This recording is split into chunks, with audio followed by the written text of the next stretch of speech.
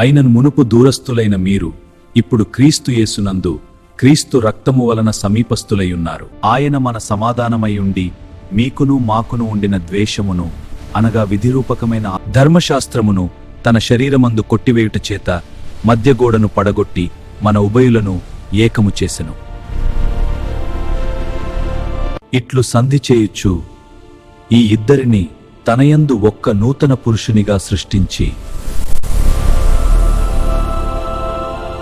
తన శిలువ వలన ఆ ద్వేషమును సంహరించి దాని ద్వారా వీరిద్దరిని ఏక శరీరముగా చేసి దేవునితో సమాధానపరచవలెనని ఈలాగు చేసెను గనుక ఆయనయే మనకు సమాధానకారకుడై ఉన్నాడు. మరియు ఆయన వచ్చి దూరస్థులైన మీకును సమీపస్థులైన వారికిని సమాధాన సువార్తను ప్రకటించెను.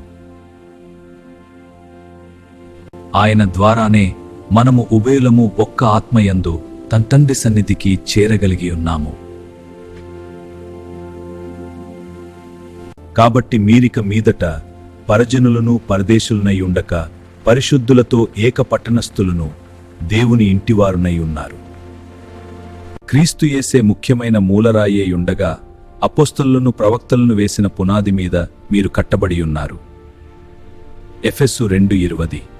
ప్రతి కట్టడమును ఆయనలో చక్కగా అమర్చబడి ప్రభువునందు పరిశుద్ధమైన దేవాలయమగుటకు వృద్ధి పొందుచున్నది. ఆయనలో మీరు కూడా ఆత్మమూలముగా దేవునికి నివాసస్థలమై ఉండుటకు కట్టబడుచున్నారు.